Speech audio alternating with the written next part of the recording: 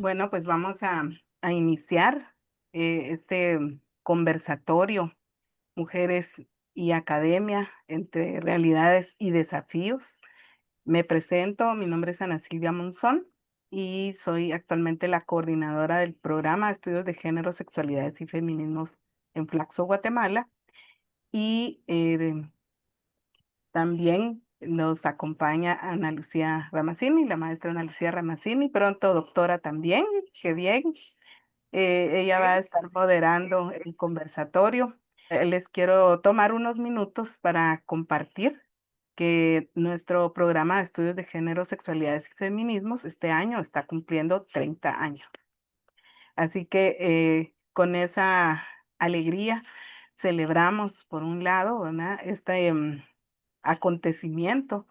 Y lo digo así porque en una sociedad donde la academia ha sido tan golpeada, ¿verdad? Y aquí pues tenemos que remitirnos a nuestros orígenes en la Universidad de San Carlos, porque somos sancaristas, eh, y pues tener muy claro, ¿verdad? Ese costo de personas, mujeres y hombres intelectuales que nos fueron arrebatados y que eso hace que entonces el desarrollo de la academia y particularmente de la Academia de Ciencias Sociales en nuestro país, pues sea tan precario en términos generales. Y bueno, sería muy largo de decir las razones. Vamos a hacer después alguna otra actividad para hablar particularmente de todos esos factores que limitan a hacer ciencias sociales en nuestro país. Y más aún, feminismo en la academia. Entonces, todo eso nos sentimos muy contentas de llegar a 30 años. Y 30 años se dice fácil, pero han sido años de un trabajo continuo, perseverante, muy comprometido de muchas mujeres. Y hoy pues queremos honrar a la doctora Alicia Rodríguez, quien inició este programa que al principio se denominaba Área de la Mujer y que inició en 1996, seguramente que antes con otras gestiones, pero en el año 96 con un diplomado dirigido a mujeres indígenas en el año en el que se firmaron los acuerdos de paz. Y esto pues lo contamos como el inicio formal de este programa. Y los objetivos de este programa han sido contribuir desde la teoría feminista al análisis de la situación y condición de las mujeres en todos los ámbitos. También de abrir espacios para la formación y la investigación. Durante estas 3 décadas hemos abordado distintas líneas de investigación. Una de las más sostenidas es la línea de sexualidades, como le denominamos, y aquí pues destaco el aporte brillante de Ana Lucía Ramazzini, quien ha liderado varios procesos de investigación, de formación en esa línea.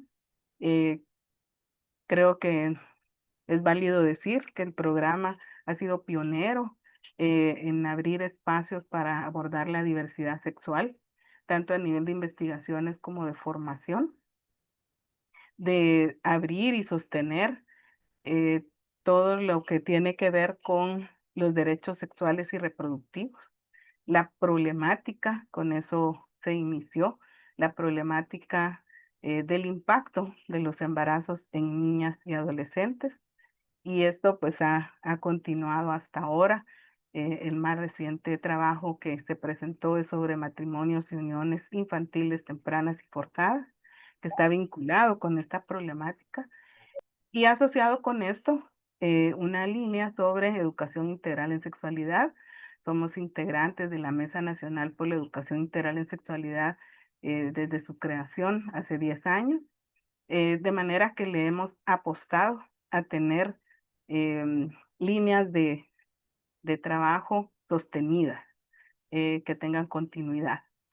Otra línea que para nosotros es muy importante, tiene que ver con la participación de las mujeres en nuestro país. Y ahí ha sido más difícil, digamos, sostener a nivel de investigaciones, pero estamos permanentemente en contacto y en relación con las organizaciones de mujeres, porque también uno de nuestros principios éticos es precisamente que la academia, pues no solamente se hace entre cuatro paredes. La academia tiene que estar vinculada con la calle, con los movimientos, porque de eso nos nutrimos, ¿verdad? Entonces tratamos de mantener una relación eh, vinculante, respetuosa, y esa también ha sido una línea muy importante.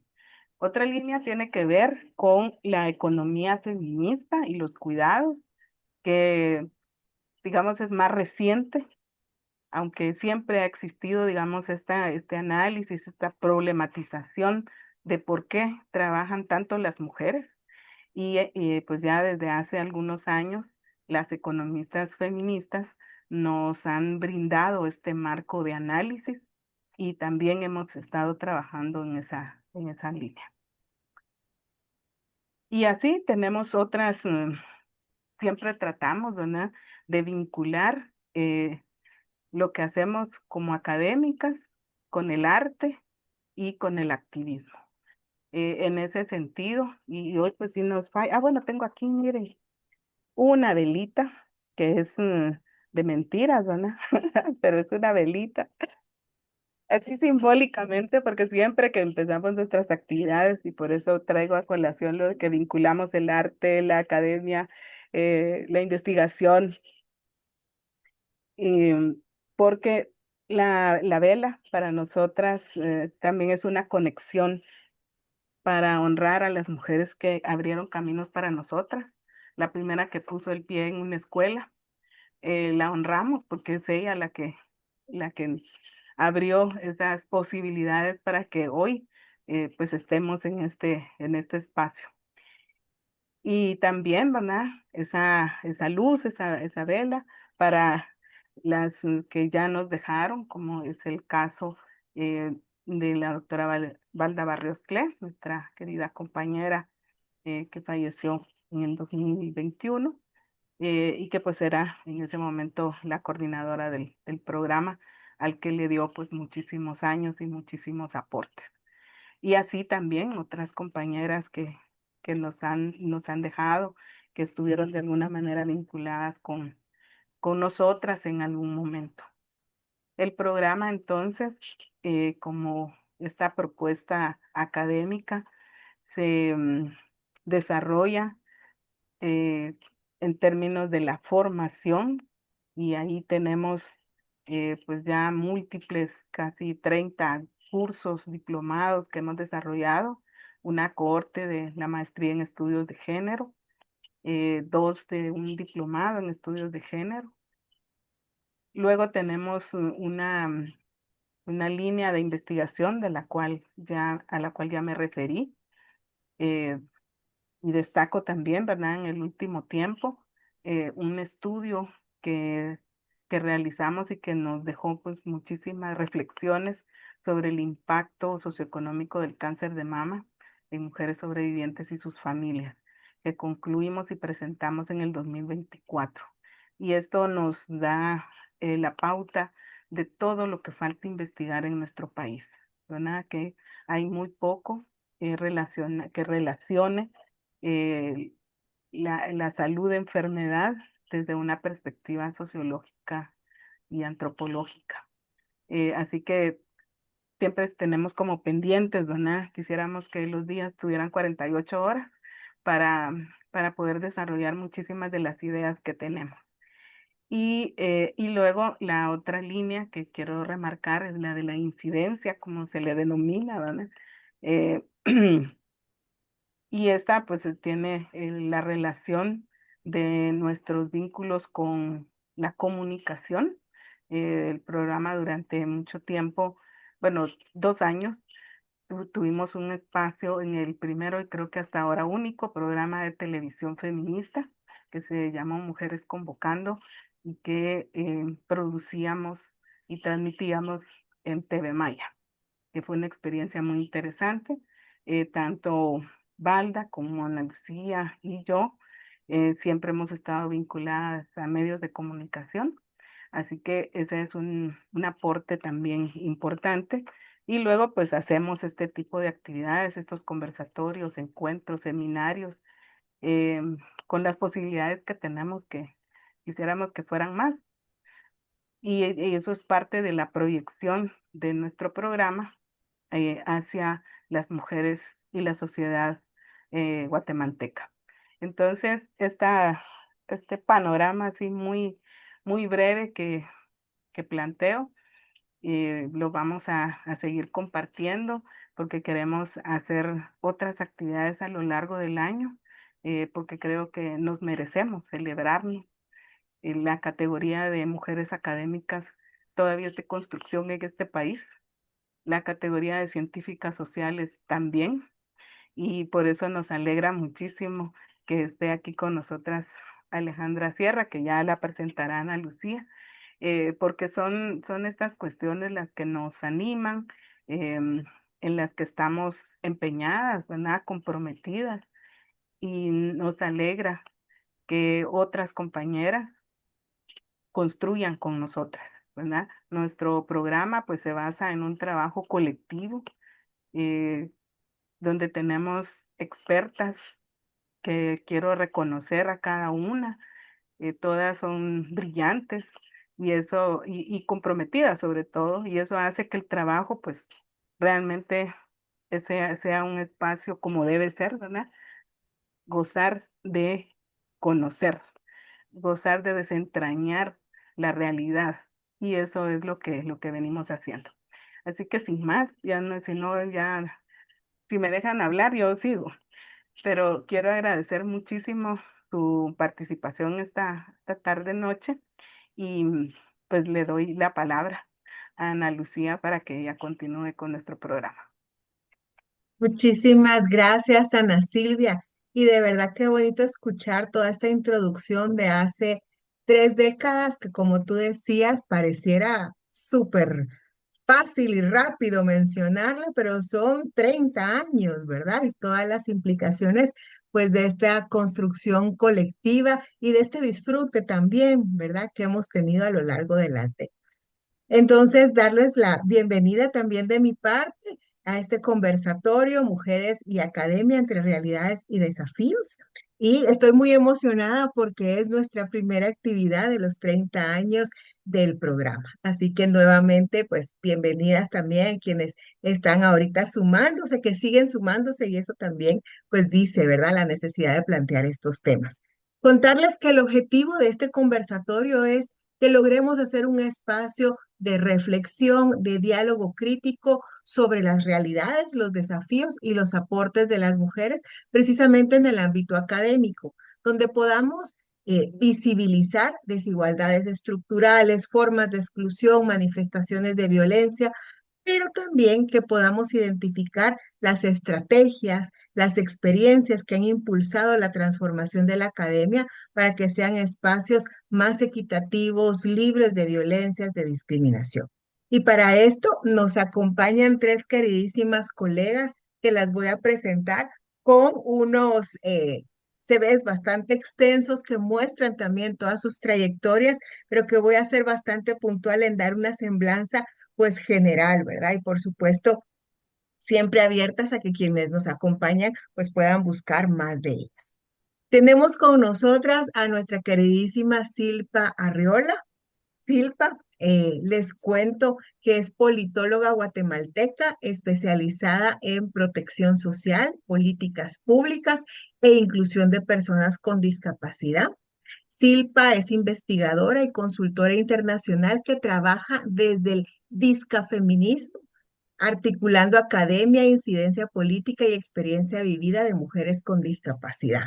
Y ya nos va a hablar también más del discafeminismo, que como ella planteaba, fue una categoría, ¿verdad? Posicionada también en una de las actividades de los congresos que hicimos de hace varios años.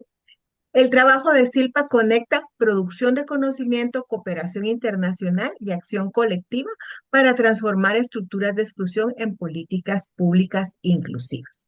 Bienvenida, Silpa. También nos acompaña María Alejandra Sierra Aguilera. María Alejandra es química bióloga, especializada en biología molecular y genética. Tiene dos maestrías en biotecnología y en biofísica y biotecnología cuantitativa, ambas de España. Actualmente es directora de cooperación en la Secretaría Nacional de Ciencia y Tecnología, CENACYT, donde lidera la articulación de alianzas estratégicas nacionales e internacionales y también contribuye a la actualización de la política nacional de desarrollo científico y tecnológico. Y también nos acompaña nuestra querida colega Rosaura Rawesh. Rosaura es mayaquiche, socióloga por la Universidad de San Carlos, tiene estudios de posgrado en ciencias sociales con mención en metodología de la investigación social por la Universidad Nacional de Córdoba, Argentina, y tiene el título de experta en pueblos indígenas, derechos humanos y cooperación internacional por la Universidad Carlos III de Madrid, España. Es investigadora del área de estudios sociológicos del Instituto de Investigaciones Políticas y Sociales de la Escuela de Ciencia Política de la Universidad de San Carlos, docente de la Universidad Maya Cachiquel, integrante de la Red de Investigadores y Organizaciones Sociales de América Latina. Y su trabajo ha girado en torno a pueblos indígenas, mujeres, racismo, gobierno comunitario indígena, particularmente el sistema de gobierno indígena en Guatemala. Bienvenida también, Rosaura. Por favor, ahí sí que con los emojis, un aplauso grande a las tres, por favor, para darles la bienvenida a este nuestro espacio de discusión. La dinámica, ¿cuál va a ser? Contarles que cada una va a tener más o menos de 10 a 12 minutos en donde van a poder pues discutir, plantear reflexiones en torno a una pregunta que les hicimos y que nos va a permitir también a su vez pues levantar toda la discusión. Y después vamos a lanzar una pregunta general donde las tres van también a pues plantear, ¿verdad? Sus ideas. Y finalmente vamos a rematar con la intervención de quienes nos acompañan. Entonces, si quieren ir poniendo también sus comentarios en el chat o en este momento, pues decirlos también a viva voz. Vamos a ver cómo vamos de tiempo para lograrlo hacer. Entonces, Rosaura, vamos a empezar contigo, por favor. Y hablábamos de la necesidad de conversar a partir de tu trayectoria profesional como mujer maya joven, que nos puedas compartir cómo describirías tú las principales barreras y retos para ingresar, para permanecer y para desarrollarse en la academia. Los micrófonos son tuyos, Rosaura.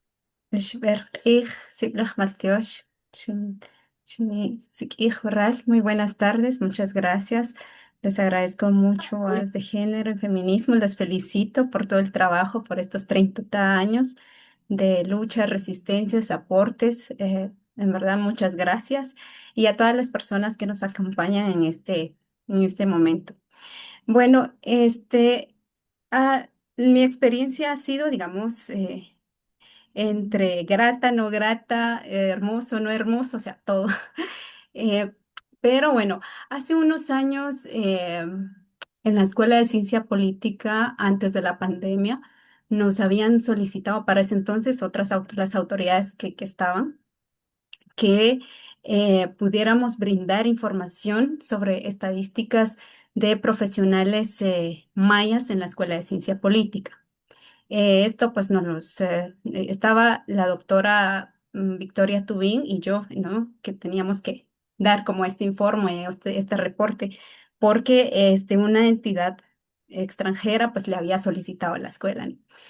Resulta que en ese momento pues no había datos estadísticos de profesionales. Yo supongo que ahora sí, porque cuando uno llena sus datos ahora pues hay una categoría donde le pregunta si es indígena, no, maya, de qué pueblo, ¿no? Entonces en ese momento no había en la escuela, digamos, datos tampoco a nivel, digamos, universidad sobre quiénes eran las personas profesionales, docentes, investigadoras mayas que estaban laborando digamos, en ese momento en la universidad. Entonces, así, ¿no? Eso evidencia, ¿no? También como esa resistencia a reconocer que pueblos indígenas existen, digamos, mínimamente en la universidad como profesionales, docentes o investigadoras. Pero sí que esto pues nos hizo reflexionar a nosotras, o sea, ¿qué podíamos brindar en ese momento? Nada más que elementos subjetivos que nosotras y visualmente conocíamos a las compañeras, que éramos muy pocas, en ese momento 4 mujeres indígenas y algunos hombres que pues no sabíamos si se identificaban o no indígenas, ¿no? Pero entonces, y digamos esa cantidad de mujeres en ese momento comparado a actualmente, pues es similar, o sea, tampoco es que ha cambiado. Entonces, para llegar, digamos, lo que quiero decir con esto es que ha sido muy complicado, no solo el reconocer las pocas mujeres que estamos en la universidad, que nos desdibujan las pocas que estamos, pero que también es complicado para llegar, digamos, como mujeres indígenas profesionales en la universidad. Si es complicado llegar a la universidad como estudiante, como profesional es muchísimo más. O sea, es muchísimo más que te reconozcan tu formación académica, tus aportes en un espacio público donde también, digamos, aportamos en conocimiento. Entonces, es bastante complicado. Y o sea, se pensaría que, bueno, en ciencias sociales tal vez es más fácil, porque pues en las ciencias sociales se analiza, se critica el racismo, las desigualdades, la violencia de género, pero no es tan así. En la realidad, digamos, todas estas lecturas sobre desigualdades, violencia, racismo, no siempre se aplica, digamos, en la práctica, y menos, digamos, en un espacio universitario, ¿no? Entonces, eso pues nos evidencia, digamos, que estas estructuras, si bien, digamos, hay reconocimientos de, por ejemplo, de la trayectoria de algunas mujeres indígenas en el marco internacional de la mujer, pero en realidad en la práctica se violentan muchos derechos, ¿no?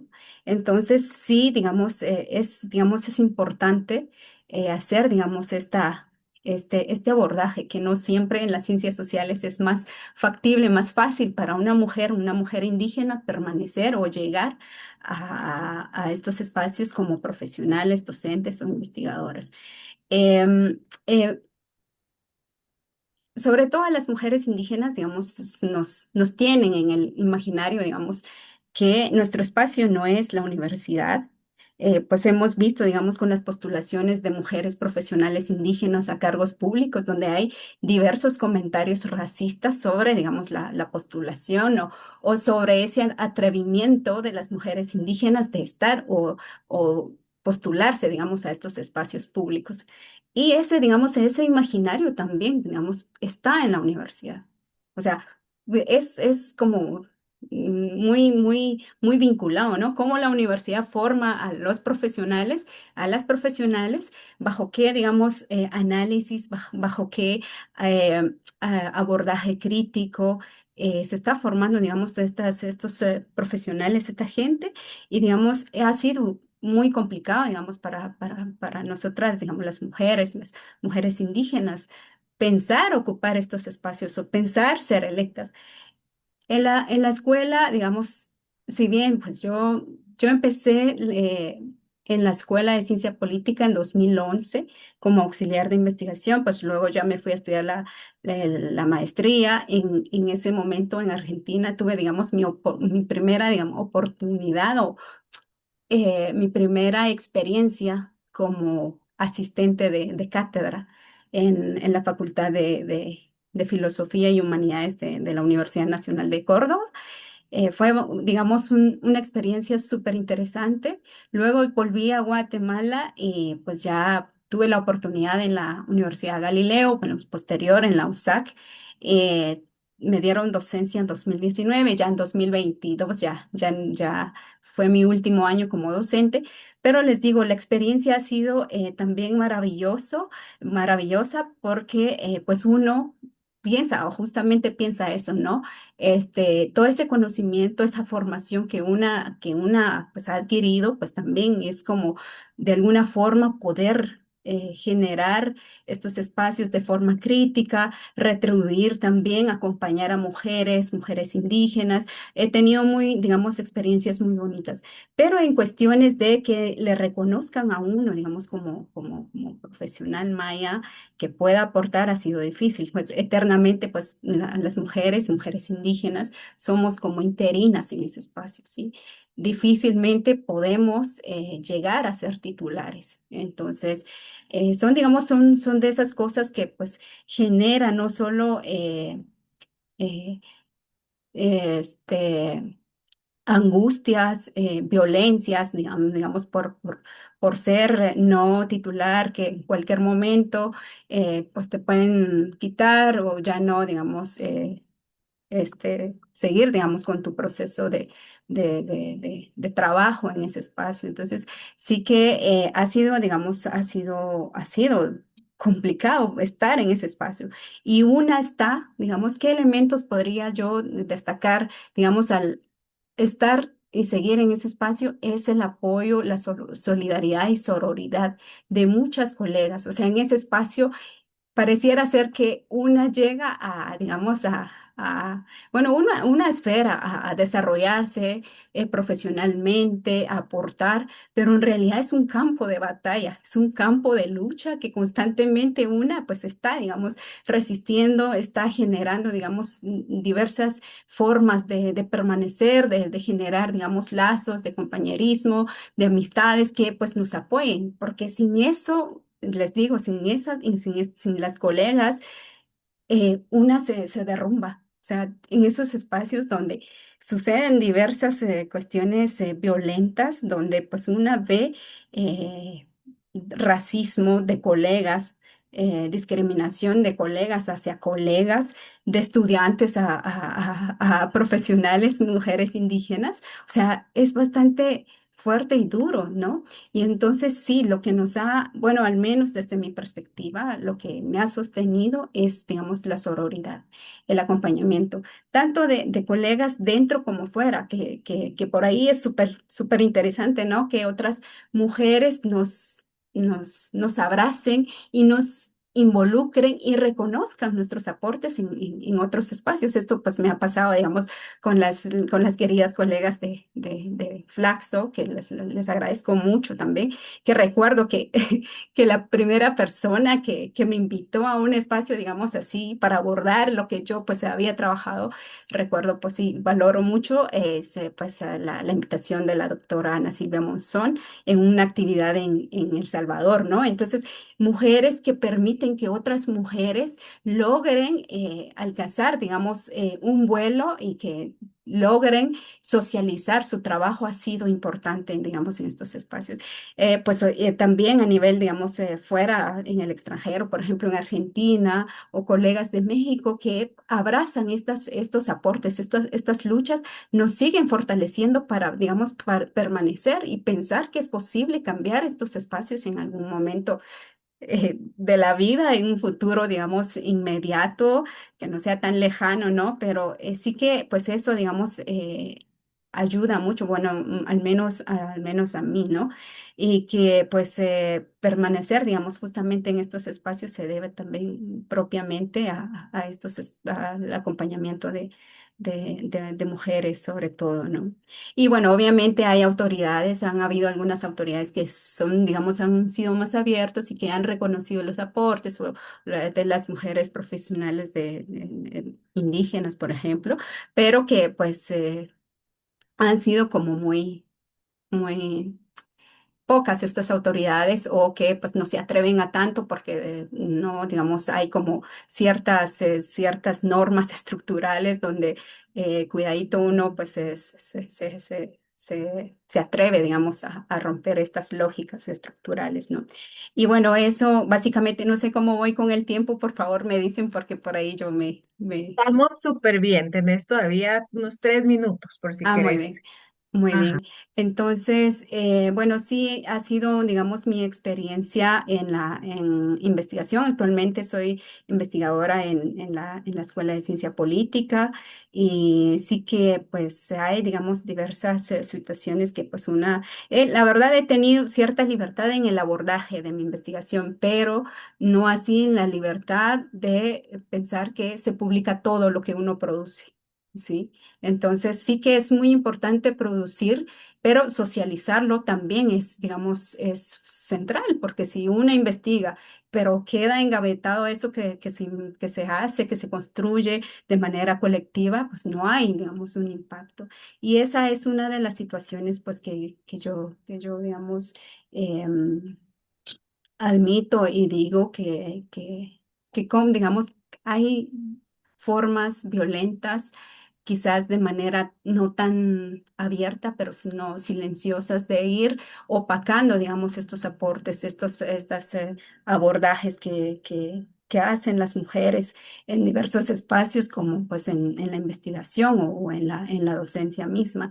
Entonces, pues por eso, bueno, yo les decía, bueno, mi experiencia ha sido entre hermosa, pero también pues gira, digamos, en torno a situaciones también, ha girado en situaciones violentas también, porque pues yo no he escapado de esas violencias racistas y acosos laborales, como pienso, digamos, que no sé si en nuestro país haya un espacio libre de todas estas violencias, pero en el caso de la universidad, no, lamentablemente.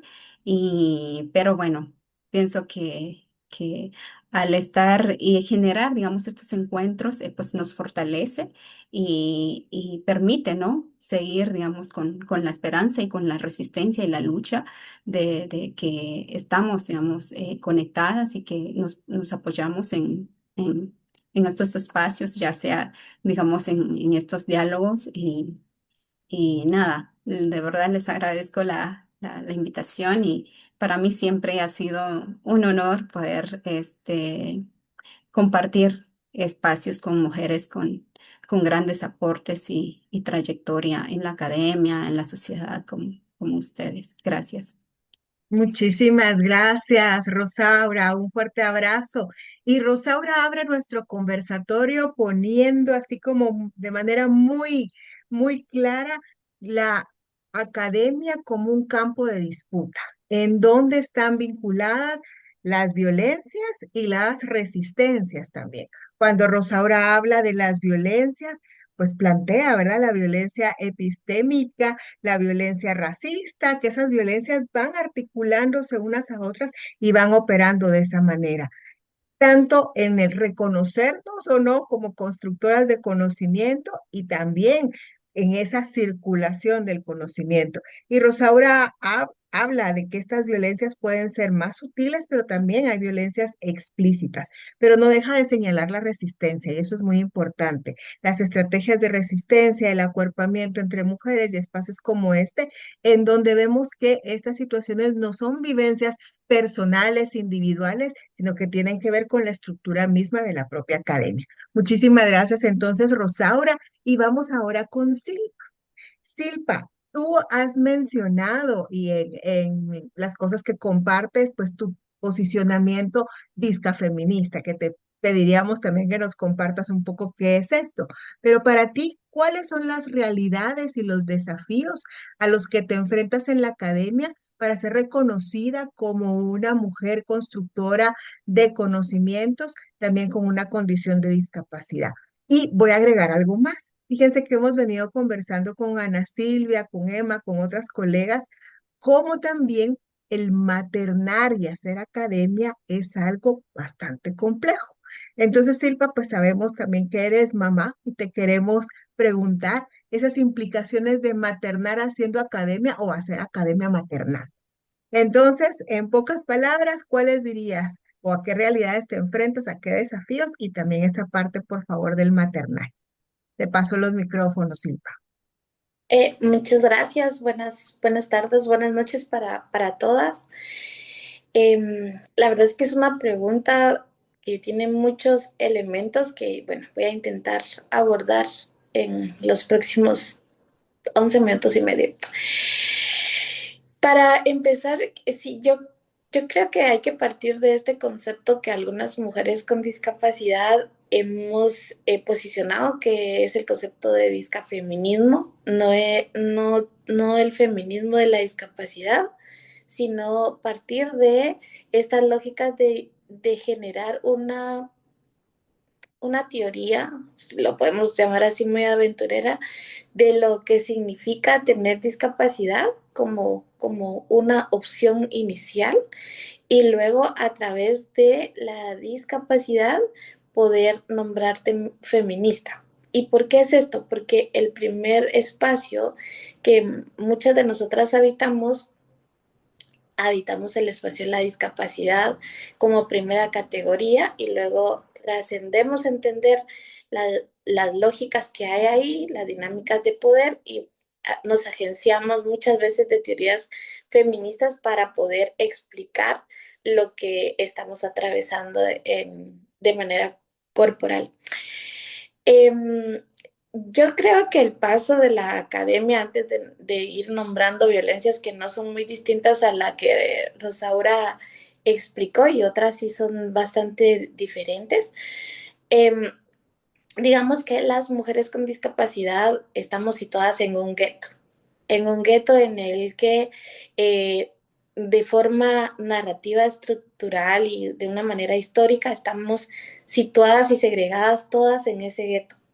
Y bueno, en ese gueto también hay hombres que también tienen discapacidad. Entonces, digamos que para nosotras trascender a otros espacios tenemos que mantenernos en una condición fronteriza tal vez, una condición que nos permita atravesar hacia otras fronteras, que en este caso y por la pregunta que me planteas, tendría que ver la academia y la maternidad, por ejemplo. Esa es otra, es como ese trifinio entre tener discapacidad, trascender a la academia y a la maternidad. ¿Cómo nos movilizamos en ese entorno, digamos, desde esa condicionante, de esa condición de frontera como tal?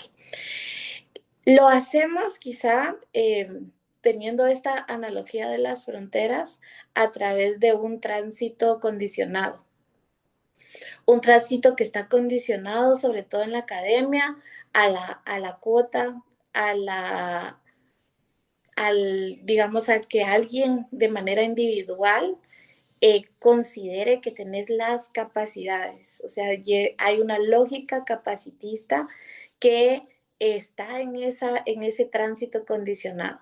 Solo puedes atravesar la mirada académica o al mundo académico si hay una persona de manera individual porque no hay una lógica todavía de una igualdad basada en la inclusión, digamos, no hay una igualdad pensada en eso. La igualdad sustantiva se queda muy, muy, muy por detrás todavía de todas las condiciones que se requieren o esa categoría nos queda de ver, digamos, a las mujeres con discapacidad. Entonces, producir conocimiento en ese tránsito condicionado tiene que ver con proyectos, con cuotas, con buena voluntad, con caridad, incluso con relaciones personales, eh, con ser amiga de alguien, o sea, esas son condiciones que permiten tener un tránsito condicionado. ¿Por qué está condicionado? Porque no es un tránsito, no está situándote en ese espacio, no está pensado en que hay una silla para mujeres con discapacidad que queramos actuar desde la academia. No existe eso todavía. Es muy a veces de alguna actividad en donde a alguien se le ocurre que pues quiere utilizar la filosofía de no usar a nadie atrás y de manera simbólica te dan una silla para que medio hables, pero no quiere decir que lo que vayas a decir vaya a ser transformador, ni tampoco quiere decir que lo que vayas a decir te vaya a posicionar en una silla para producir conocimiento. ¿sí? Mucho del conocimiento que producimos las mujeres con discapacidad está basado en nuestra experiencia, y esa experiencia que yo no me atrevo a llamar un extractivismo epistemológico de nuestra experiencia. Yo creo que lo que hay es una simulación epistemológica de nuestra experiencia. Y pienso eso un poco pensando en cómo, por ejemplo, Haraway habla de este conocimiento situado y cómo el conocimiento situado, las barreras tienen que atravesar a través de un cuerpo que vive esas experiencias. Entonces, muchas veces las mujeres con discapacidad somos víctimas, y lo voy a decir así como con esa palabra, eh, de, por ejemplo, dar nuestras historias de vida. Somos unas grandes historiadoras de vida. eh, Muchas veces nos invitan a que contemos nuestras experiencias para que otras simulen en ese conocimiento y lo transformen en teorías. Y creo que eso es una primera violencia, porque lo que hace es quitarte tu autoría, tu momento de reflexión, tu propio de ti mismo, de las barreras a las que te enfrentas, y que las analizas de manera teórica, decir, bueno, o sea, esto me pasa, esto lo atravesamos, esto es lo que está pasando, ¿verdad? Entonces, sí hay una simulación epistemológica, porque hay quienes compran la narrativa, se adueñan de las historias y de las experiencias para producir conocimiento, pero ese conocimiento académico no tiene nuestro título, no tiene nuestro nombre, digamos, no estamos ahí pensadas en eso. Por eso, para mí es un tránsito, de verdad, un tránsito que está condicionado. Es como mantenerte constantemente en un estado de excepción, ¿verdad? Hay una excepción de que te permitan participar, de que te permitan hablar, de que te permitan escribir. Eso avanzado, digamos, al ejercicio de la maternidad, hay muchas situaciones que sí son parecidas a cómo las viven otras mujeres. Por ejemplo, todas necesitamos interdependencia para cuidar, todas necesitamos esas redes poderosas para que nos apoyen a sostener. Lo que hace diferente el maternar y tener una discapacidad es la adquisición de los recursos que vas a tener para sostener esa red de apoyos. Y un ejemplo claro que yo puedo poner acá, digamos, es todas las mujeres que hacemos academia, que producimos conocimiento, que hacemos activismo, que trabajamos en cualquier ámbito. Necesitamos costear la red de apoyos muchas veces cuando no tenemos una red informal que nos acompañe en el cuidado. Pero hay en esta lógica, por ejemplo, en la parte académica de nuestros hijos, en la parte inicial, muchas mujeres académicas lo que hacen es que hay un compromiso en relación a su tiempo. Hay un costo del tiempo que tienen que invertir entre estudiar, entre producir, entre trabajar, y encima las tareas que significa acompañar a nuestros hijos y nuestras hijas. Para las mujeres con discapacidad, particularmente para quienes tenemos discapacidad visual, digamos, muchas veces ese acompañamiento en tareas, sobre todo en la etapa inicial de la educación de nuestros hijos, no lo podemos hacer por nosotras mismas. Entonces eso tiene un costo adicional que cubrimos contratando una maestra que acompañe, una maestra que revise, o alguien que académicamente pueda tener un momento de observación para nuestros hijos y nuestras hijas, y que con base en esa observación puedan acompañar. Pero eso tiene un costo. Entonces hace que los recursos económicos que adquirimos se vean más encarecidos, porque hay que pagar esa red de apoyos. Entonces ahí no solo juega la lógica de que voy a invertir más tiempo por el trabajo que significa acompañar y cuidar, sino que voy a invertir recursos en el cuidado, en el acompañamiento, en la asistencia que yo misma necesito y la que necesito para poder acompañar a mis hijos y mis hijas. Entonces, regresando un poco y ir como generando esto que les comentaba de categorizar el discafeminismo, sí es importante como reflexionar sobre estas lógicas. Primero, ¿cuándo será el momento en que el conocimiento situado nuestro, el de las mujeres con discapacidad, el que atraviesa nuestro cuerpo, sea no solo reconocido, sino remunerado?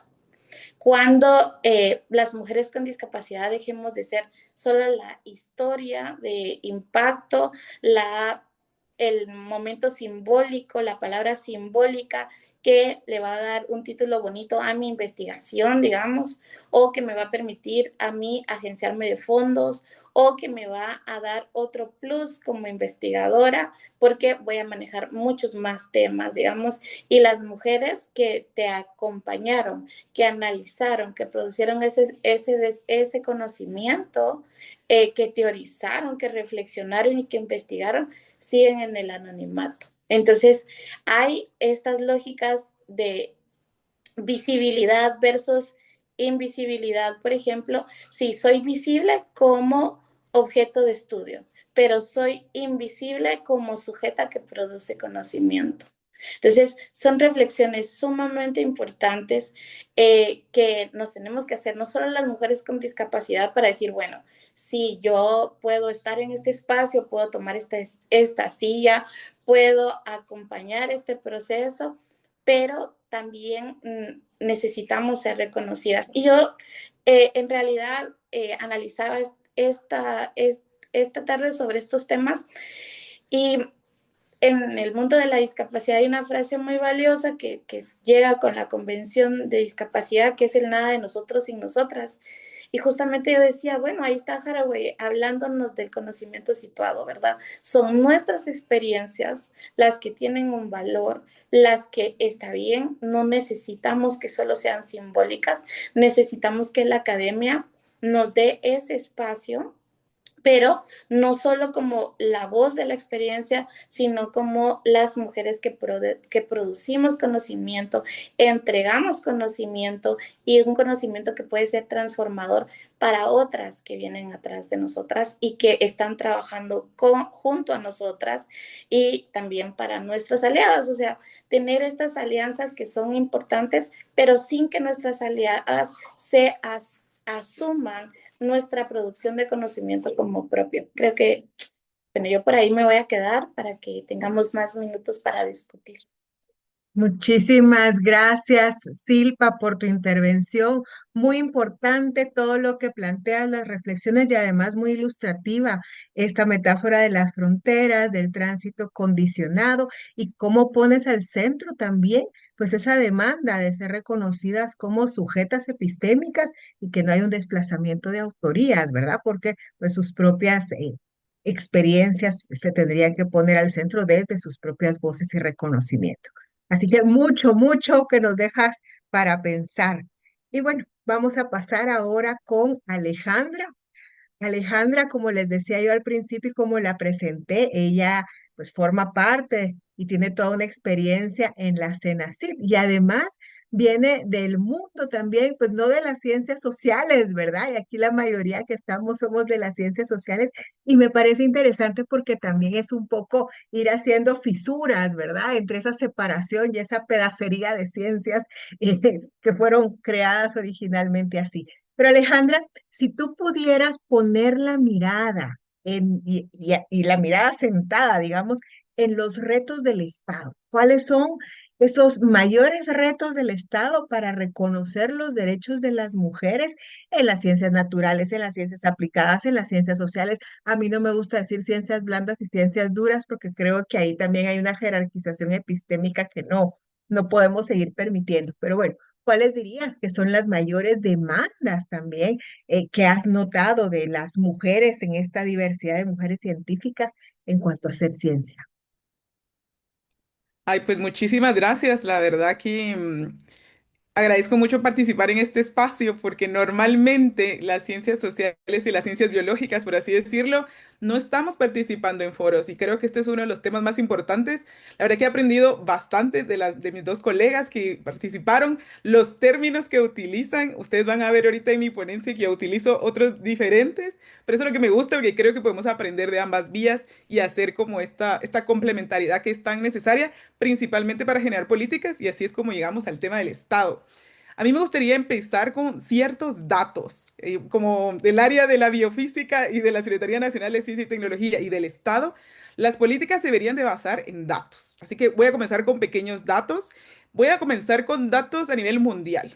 Y no voy a ser como bastante general, pero cuando empezamos a hablar de la representación de mujeres en las ciencias STEM, que estamos hablando de las ciencias, por ejemplo, las ingenierías, las matemáticas, la estadística, la tecnología, solo el 35% a nivel mundial somos mujeres.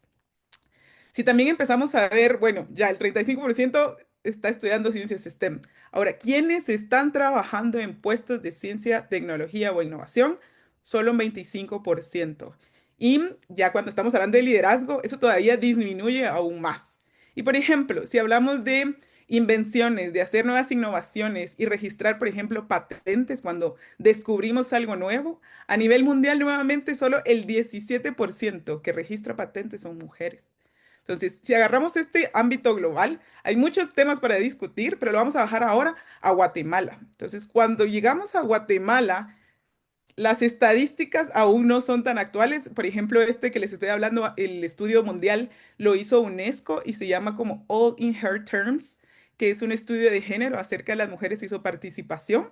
Eso fue del 2024. Si hablamos de estudios de Guatemala en cuanto a estadísticas, la última que encontré fue del 2022, y esa del 2022 hablan que solo el 22% de las mujeres, cuando tienen la capacidad de las que pueden elegir oportunidades para estudiar en la universidad, solo el 22% elige carreras STEM.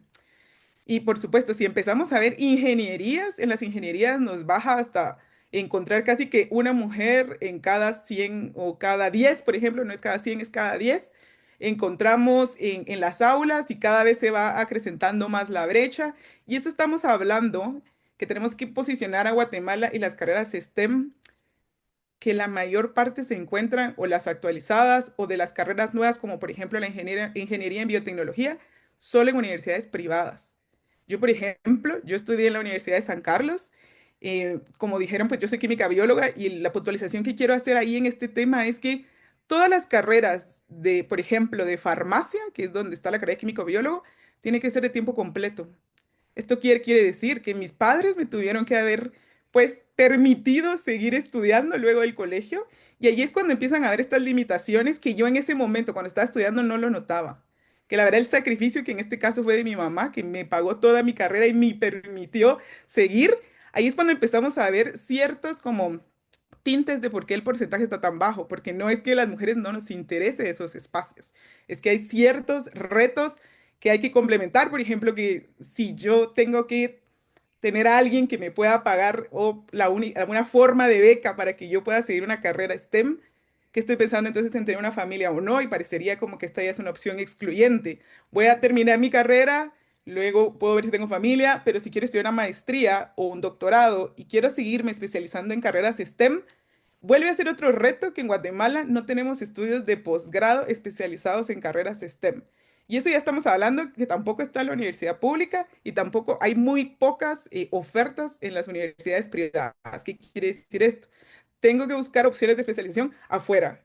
Y nuevamente para las mujeres es como el reto de, ok, espero a tener familia, entonces primero me voy a especializar y luego regreso, puedo hacer ambas cosas. ¿Cómo están las becas? ¿En qué momento me los dan? Y la carrera académica es bastante competitiva. Si uno deja de publicar, deja de existir. Y es algo que también ustedes sabían, pues mis colegas también anteriores habían mencionado, que uno tiene que tener tiempo para la familia, tiene que tener tiempo para producir, tiene tiempo para trabajar, y entonces empiezan como estas discusiones. Entonces, cuando regresando ya al estado y al contexto que estábamos hablando, que en general el Estado no está enfocado únicamente en que haya más participación de mujeres en ciencias, sino que la forma de participar o es revisar las estructuras para que estén diseñadas para que todas las mujeres podamos como ser o garantizar que podamos vivir nuestros derechos plenamente en el sistema científico. Entonces, cuando hablamos de esto, estamos hablando de desigualdades, no solo de que somos mujeres o hombres, sino vinculadas al territorio. Si yo les estoy hablando de las carreras STEM, la mayoría están solo en la capital.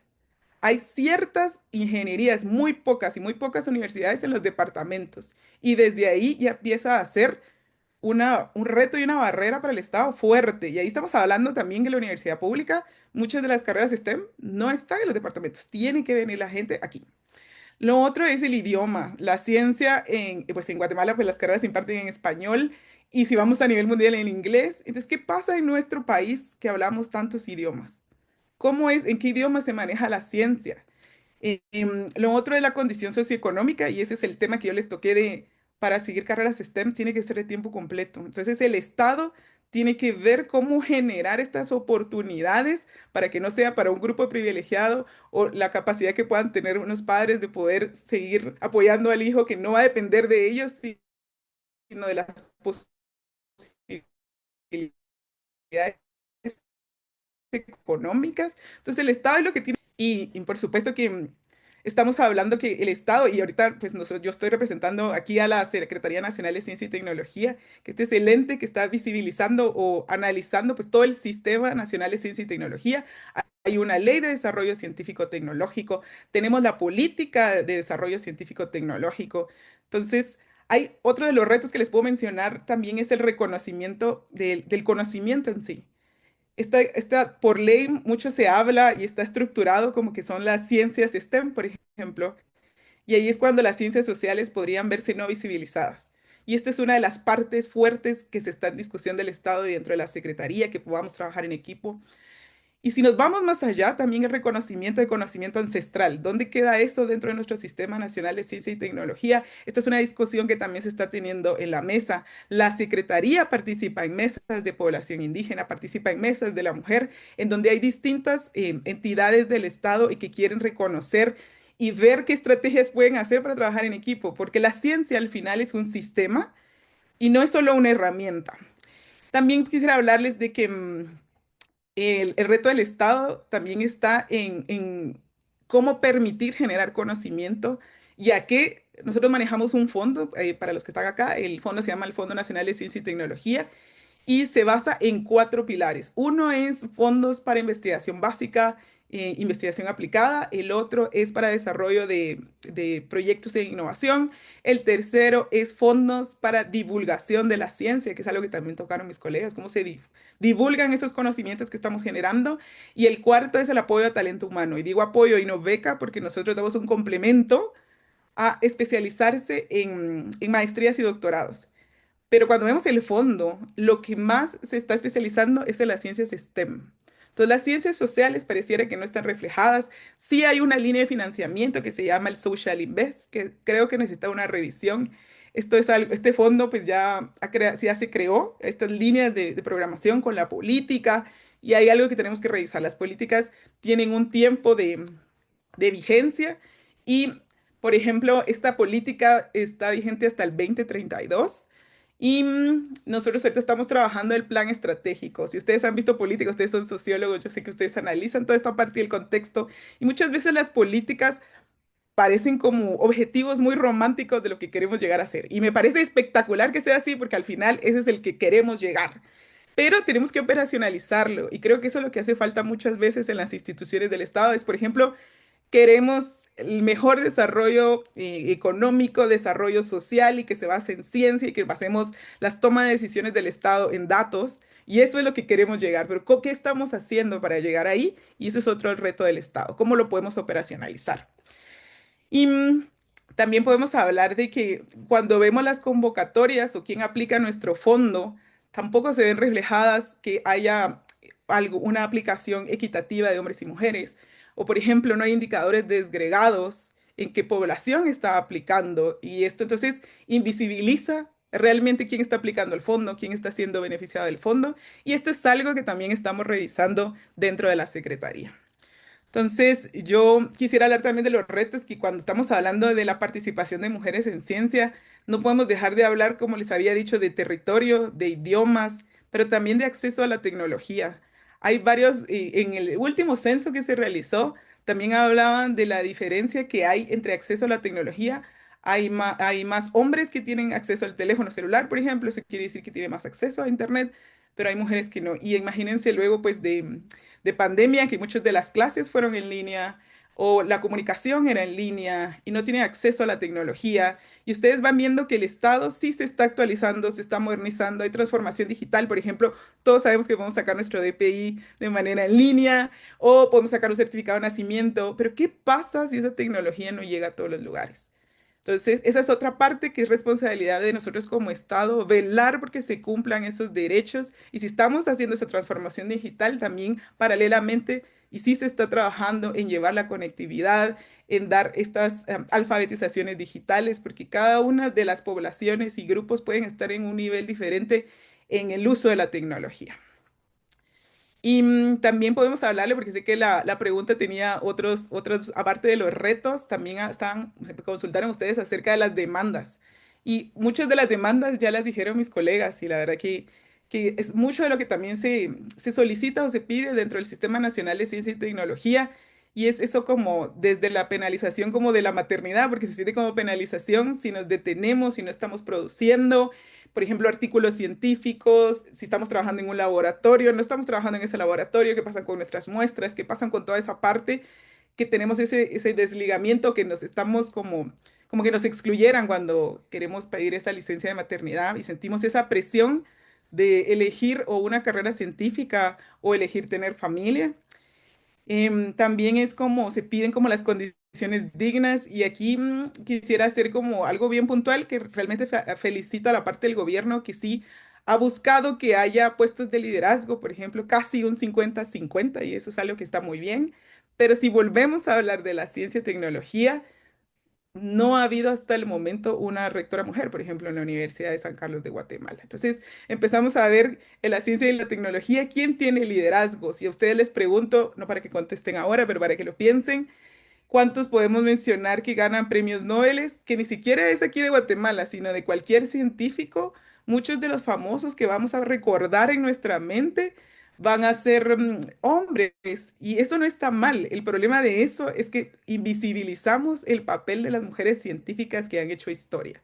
Recordamos como de las más sonadas, por ejemplo, todos escucharíamos, recordaríamos a Marie Curie, pero si empezamos a ver qué mujeres guatemaltecas están haciendo ciencia, ahí es cuando empiezan a ver y esa sororidad que recordamos a nuestras compañeras, a nuestras amigas, a las que seguimos en las redes sociales. Pero si ya vamos más allá y empezamos a preguntarnos, ¿pero quién está haciendo aportes en esta área de la ciencia? Ahí empieza a difuminarse como el conocimiento y ahí es cuando está faltando esa comunicación de la producción y los productos que pueden generar las mujeres en ciencia en Guatemala. Y también hay varias formas de, bueno, que realmente en los puestos de liderazgo, pues ahorita que tenemos una vicepresidenta mujer, pues ya podemos ver esa parte.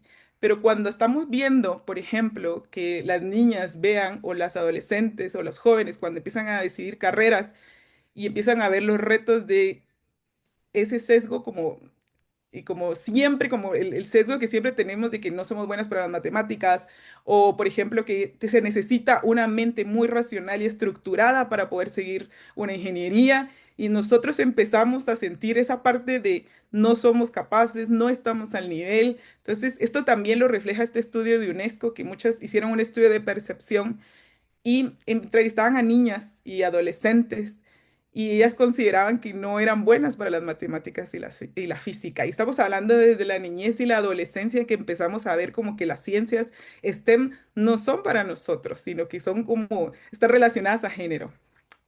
Y también podemos hablar acerca de que no podemos nombrar lo que no podemos ver. Entonces, no queremos que solo la ciencia esté en la capital, debería estar en todos los departamentos de la República y eso es algo que también se tiene que enfocar el Estado, como les digo, de llevarlo a todos los rincones. Y también que tenemos que, como Estado, uno de los retos es llevar este acceso a la ciencia, que no sea solo un privilegio, sino que puedan haber instrumentos y estructuras, que yo sé que ahorita toda esta parte del foro es únicamente para hablar de retos, yo les voy a estar hablando, no va a ser tan desesperanzador este foro, créanme, yo les voy a contar de lo que se está trabajando, Pero también yo creo que quiero Gracias. finalizar con esto, que existe una demanda profunda en transformar la forma en que vemos la ciencia y que no sea como esta ciencia fragmentada, ciencia o la ciencia social o la ciencia biológica o la ciencia que solo se hace en los laboratorios o esa ciencia encerrada y dura, sino que hay mucha ciencia que se puede hacer y se está haciendo en Guatemala y que no está siendo visibilizada. Así que el trabajo y el deber del Estado tiene muchísimos retos, no solo para la ciencia, sabemos que tiene retos en muchas disciplinas, pero créanme que si seguimos discutiendo, yo les voy a contar de todo lo que estamos trabajando. Muchísimas gracias, Alejandra. Gracias por puntualizar también esto que decías, ¿verdad? Las dificultades del acceso, la centralización, los idiomas y también ir analizando todos los avances que hay y también los grandes desafíos que hemos identificado pues dentro de la academia. Hemos visto con las tres intervenciones que la academia no es neutral, la academia está plegada de diferentes sesgos, ¿verdad? Que tienen que ver con el clasismo, el capacitismo, el racismo, etcétera, etcétera. Y eso nos lleva también a la pregunta central de este foro y que yo les quisiera hacer a las tres. ¿Cuáles dirían que son las claves para poder construir una academia más plural epistémicamente, más libre de violencias, en donde podamos también, pues, disfrutar, ¿verdad? De ese reconocimiento de ser sujetas de conocimientos epistémicas? Entonces, si pudieran ahora contestar esto en unos 3 minutitos para que también tengamos la posibilidad de conversar con quienes nos acompañan.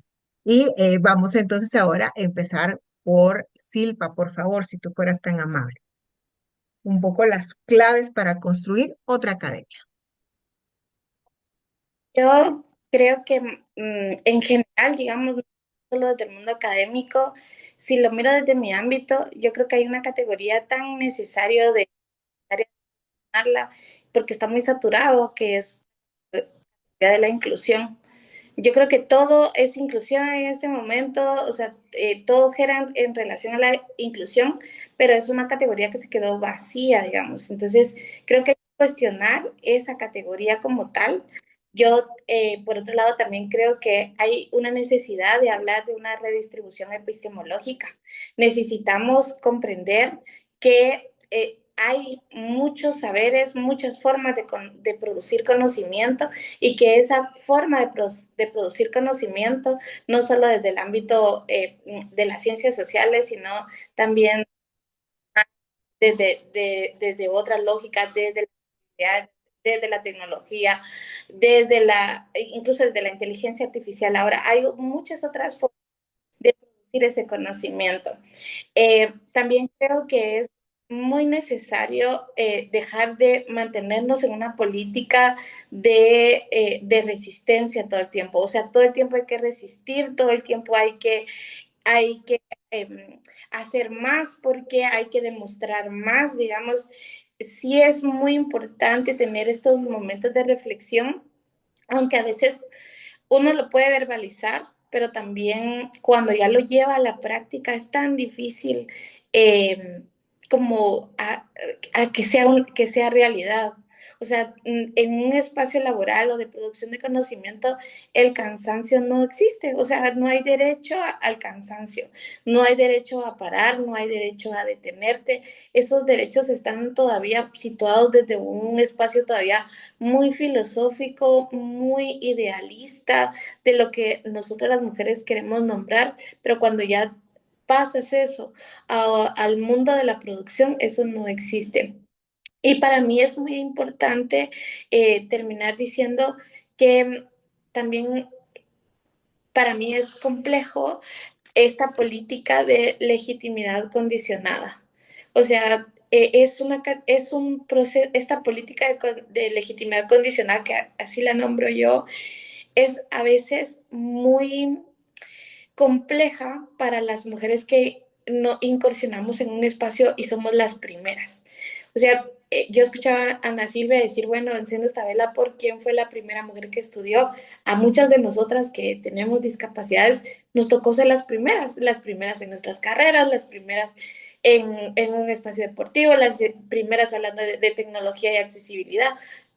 nosotras todavía estamos siendo las primeras. Entonces, al ser las primeras, tenemos una carga muy grande de legitimidad y de sostener esa premisa de ser la primera, porque hay una carga de, hay muchas más que vienen atrás de mí, entonces necesito hacer esto bien, esto perfecto, nunca me tengo que cansar, yo tengo que trabajar el triple porque necesito llenar el merecimiento, para que dejen de ver mi discapacidad y vean lo capacitada que estoy, lo capaz que soy, y que a través de mi capacidad puedan ver la capacidad de muchos más. Entonces, creo que en relación a nosotras, las mujeres con discapacidad, si nosotras todavía estamos en eso, o sea, estamos siendo las primeras, estamos siendo las que estamos sosteniendo nuestras participaciones, y creo que como somos las primeras en estos campos todavía, nos toca todavía buscarnos, encontrarnos,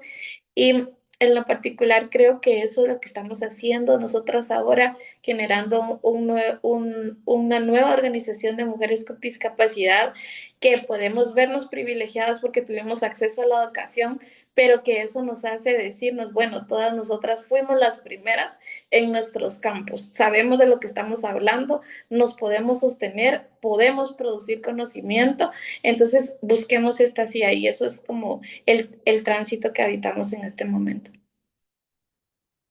Muchas gracias, Sil. Seguimos en los tiempos del pionerismo en pleno, ¿qué? Año 2025. Pasamos contigo, Rosaura, por favor. Muchas gracias. Pienso que, digamos, estos cambios, pensando, digamos, en la academia, desde la academia, lo sostiene un marco jurídico. Entonces, modificar, digamos, ese marco con las mujeres, porque se creó sin, digamos, pensar en las mujeres. Y es lo que sigue sosteniendo la academia. Sigue sosteniendo, digamos, este marco jurídico construido desde una lógica machista, racista, de despojo, es modificar justamente este marco que sostiene, digamos, esta práctica que se da en la academia. Entonces, pienso que con esta reforma, pero con todas estas, digamos, que ya las colegas hablaron, con esta diversidad de demandas que tenemos las mujeres desde distintos, digamos, espacios, territorios, experiencias, trayectorias, la diversidad de mujeres que existimos, la diversidad de demandas y los derechos, digamos, que todas tenemos y pero que no se cumplen, ¿no? Entonces sí que pensaría, ¿no? Pensando, digamos, en la academia, pensar partir de eso que sostiene la academia, ¿sí? Y pues está, digamos, la histórica reforma universitaria en el caso de la USAC, digamos, hasta dónde ha llegado, cómo, digamos, hasta dónde se ha logrado, pues es casi nada, ¿no? Y entonces el resultado sigue siendo, digamos, la reproducción constante de las violencias, de los despojos, y sobre todo a las mujeres, mujeres indígenas. Entonces, del extractivismo que hablaban, ¿no? Como no hay una concepción de pensar que pueblos indígenas producen conocimientos.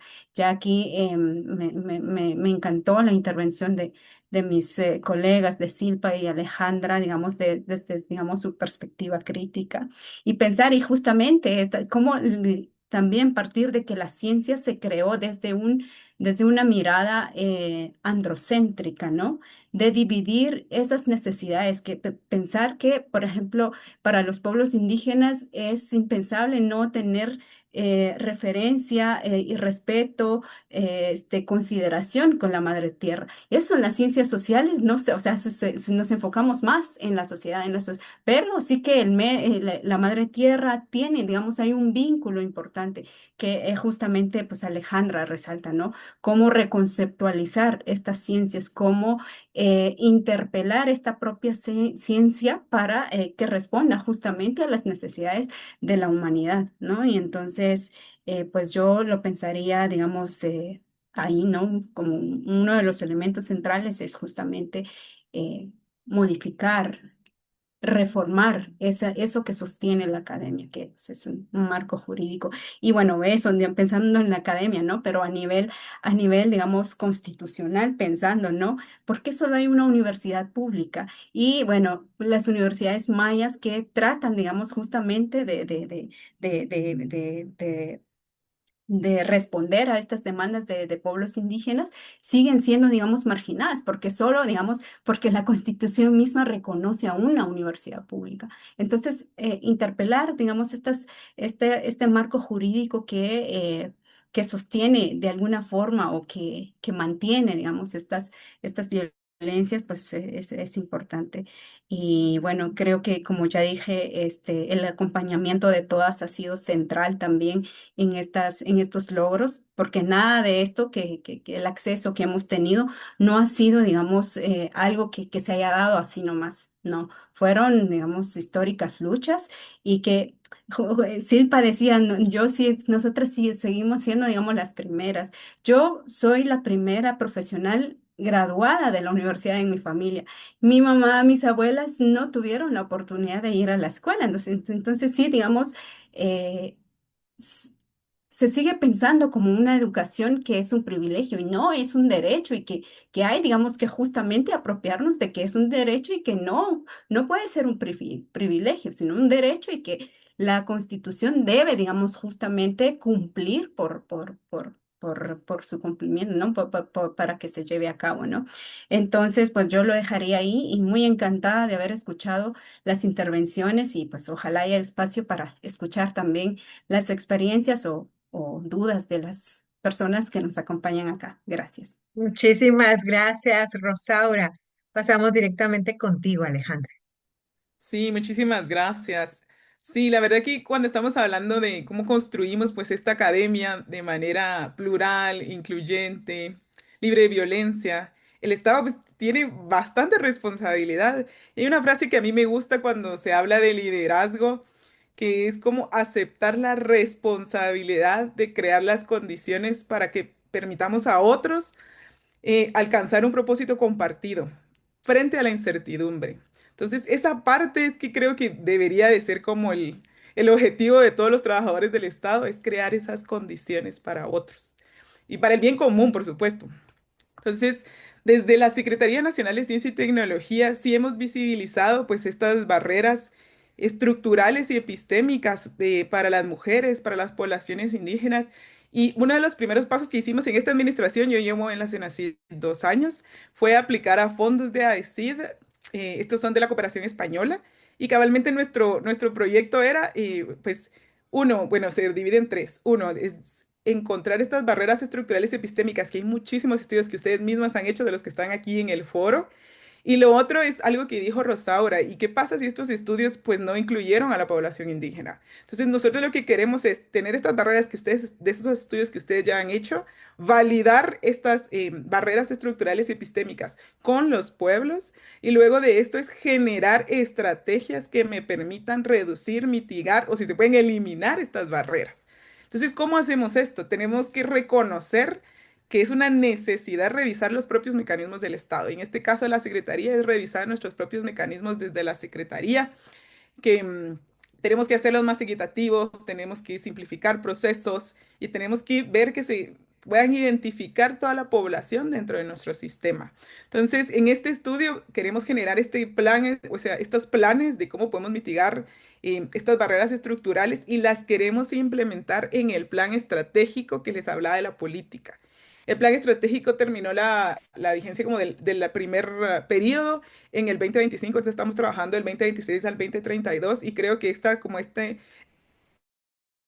estos foros, este conocernos entre las ciencias sociales y las ciencias STEM es importantísimo porque entonces la estrategia debería de reflejar estas recomendaciones, estas vivencias y estas soluciones, mecanismos y estrategias en ese plan para el cumplimiento de la política.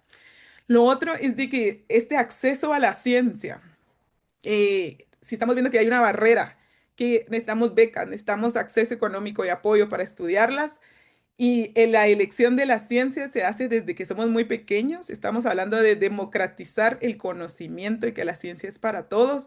Ahí también estamos trabajando con clubes de ciencia, esto es algo que estaba bajo el liderazgo de la señora vicepresidenta en donde queremos despertar vocaciones, que sigan lo que quieran, pero que sepan que todas las opciones están accesibles. Entonces, ahí estamos haciendo actividades, estamos llegando, este año queremos llegar a los 22 departamentos, estamos trabajando con el Mineduc Y la idea de esto, y esto es en otra mesa que estamos trabajando, es, bueno, estamos despertando vocaciones. ¿Cómo hacemos que estas vocaciones puedan llegar a acceder a estudiar? Y ahí es cuando hay varios fondos del Estado, como por ejemplo está el FONAVE, que es el Fondo Nacional de Becas, que becan desde el área de, pues, de los colegios o de los básicos y diversificados, perdón. Luego viene a la licenciatura. Si hay una maestría o doctorado, pueden ir con nuestro fondo, pero los fondos parecieran aislados en este momento. O sea, la población general, si quiere una beca, ¿a dónde la pide? Aún no está como claro este proceso, aún existiendo las oportunidades. Entonces, lo que tenemos que ver es redirigir esos recursos que ya existen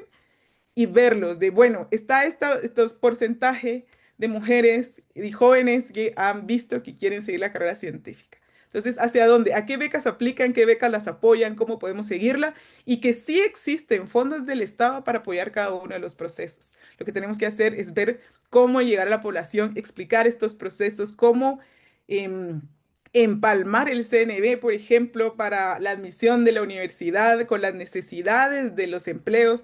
Hay trabajo que está haciendo. Esto no es un trabajo solo de la Secretaría, lo que les estoy contando. Esto sí es algo que estamos trabajando en una mesa, donde hay mesa de política pública, hay mesa de talento humano, donde están las universidades, hay una mesa empresarial para que haya una necesidad empresarial y que todo se empalme, porque al final la política lo que hace es permitir el desarrollo de un país y ahí tiene que verse reflejados todas las hélices. Y por supuesto que es como que todos los esfuerzos que reflejen inclusión es un proceso continuo de transformación. O sea, no va a salir bien a la primera y el problema y el reto, tal vez no problema, el reto es que el Estado va muy lento. Y cuando ya tenemos esta herramienta, pues necesitamos volver a transformarla. Entonces el Estado tiene que estar en permanente transformación y eso es lo que queremos pretender con la Secretaría y con este nuevo plan que les digo que ustedes si están interesados en participar, nosotros lo vamos a trabajar y algo que no mencioné de decir es que lo estamos trabajando con las universidades mayas. Ellos están siendo parte del proyecto como co-creadores. No es algo que el Estado les da a la población, sino que tenemos que trabajar desde la creación de estas soluciones en conjunto. Así que yo sí, de verdad reitero que de verdad que hay que tener esperanza. O sea, realmente tenemos que buscar nosotros como mujeres espacios en política, espacios en el área pública para generar estas condiciones para otros. Y créanme que el compromiso desde la Secretaría, y puedo hablar tal vez solo de mi persona, pero que sí tenemos el compromiso de democratizar la ciencia. Ya tenemos estos programas, queremos reconocer la diversidad y garantizar que más mujeres accedan. Estamos haciendo estos estudios, vamos a generar estos instrumentos y que no es solo que las mujeres permanezcamos en ciencia, que no, sino que lideremos en igualdad de condiciones. Así que acá me quedo yo. Muchísimas gracias, Alejandra. Démosles un aplauso ahí con los emojis a las tres, por favor, colegas que han intervenido y que nos han dejado una serie de reflexiones que ojalá podamos seguir en esta conversa, ¿verdad? Y generar pues una red que pueda seguir visibilizando y problematizando y viendo de qué manera pues vamos aportando a la transformación de una academia. Vamos a tener una ronda para que quienes nos acompañan también puedan pues compartir alguna pregunta que tengan en general o alguna de nuestras participantes específica, algún comentario. Solo les pedimos pues ser bastante puntuales para dejar diversas voces que puedan pues hablar, ¿verdad? Y hacerse presentes. Entonces, igual el chat está abierto. Vamos a empezar con Edna. Voy Adelante. a ser breve, pero también voy a agradecer a las participantes porque muy interesante y esclarecedor todo lo que compartieron, ¿verdad? Y yo solamente quiero compartir que hace poco estuve hablando con una exfuncionaria de CGPLAN y precisamente hablaba de las limitaciones que existen dentro del sistema de becas en CGPLAN para otorgar esas becas a las personas con escasos recursos, porque dice, una de las necesidades es que sean bilingües, totalmente bilingües, y el sistema educativo guatemalteco no da esa posibilidad. Lo dan las escuelas élite. Entonces, ¿quién vuelve a recibir esa posibilidad de becas? Pues los que tienen esa capacitación previa a optar una posibilidad de formación en el exterior, porque como dijo todo el mundo, pues las tres estuvieron de acuerdo, aquí en Guatemala no están todas las condiciones. Entonces, esa concatenación que debe de darse entre la universidad, el Ministerio de Educación, la CENACYT, CGPLAN, etcétera, para formar verdaderamente de una forma equitativa a toda la población y principalmente, ¿verdad? A las y a los jóvenes en el interior de la República, porque aquí en la ciudad pues está más o menos, pero en el interior de la República este es más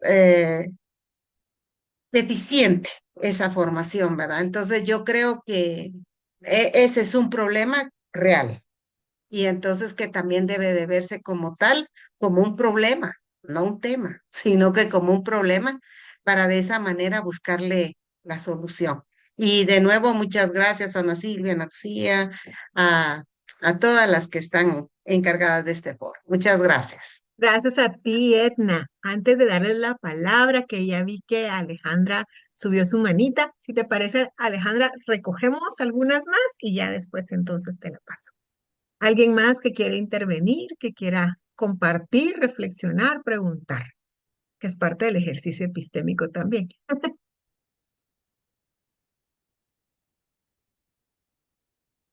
Le damos la palabra entonces a Alejandra en lo que las demás se animan.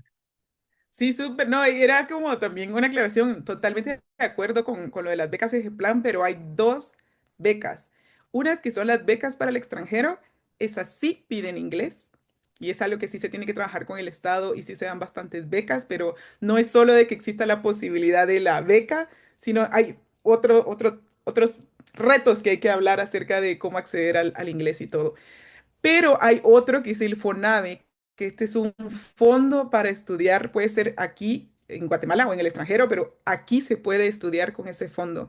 Y aparte, para los estudios dan un estipendio, que siento que es bastante importante saberlo si vamos a dedicarnos a carreras de tiempo completo, por ejemplo. Entonces, esas ya desde ya les digo que pueden acceder, no tiene límite de edad, no tiene tampoco disciplina. Por supuesto, yo no soy de ese plan, pero sí soy del Estado y les puedo hablar. Podemos ahí tener un webinar para que presenten ahí las becas. Pero esto sí, no es requisito saber el idioma inglés. En este caso es, por supuesto, tener buenas notas, si hacen estudios socioeconómicos, para que no se vuelva a beneficiar, por ejemplo, a estas personas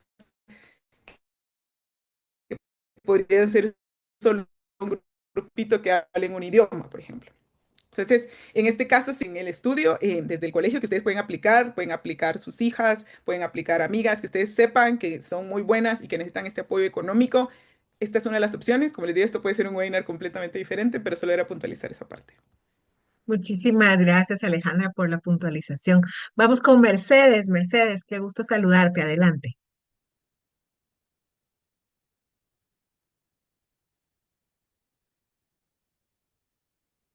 Mercedes, no te escuchamos y vemos tu manita levantada.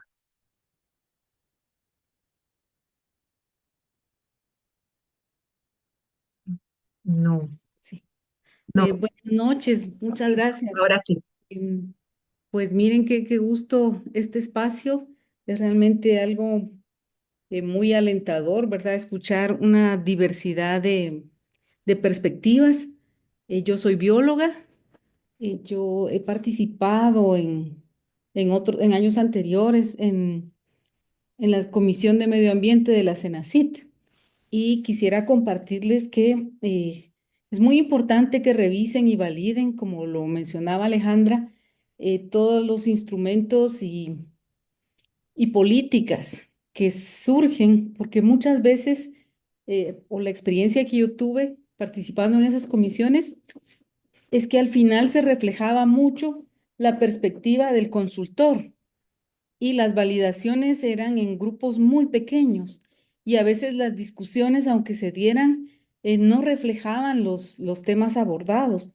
Yo recuerdo que en esa comisión, particularmente en el año 2004, se estaba trabajando el plan y allí justamente nos esforzamos mucho en la comisión para que quedara reflejada la participación de los pueblos indígenas y su conocimiento, pero créanme que ese plan nunca nació a la vida y nos llevamos un año trabajando en eso. Entonces es un poco frustrante. Lo que cuenta Alejandra me alegra mucho.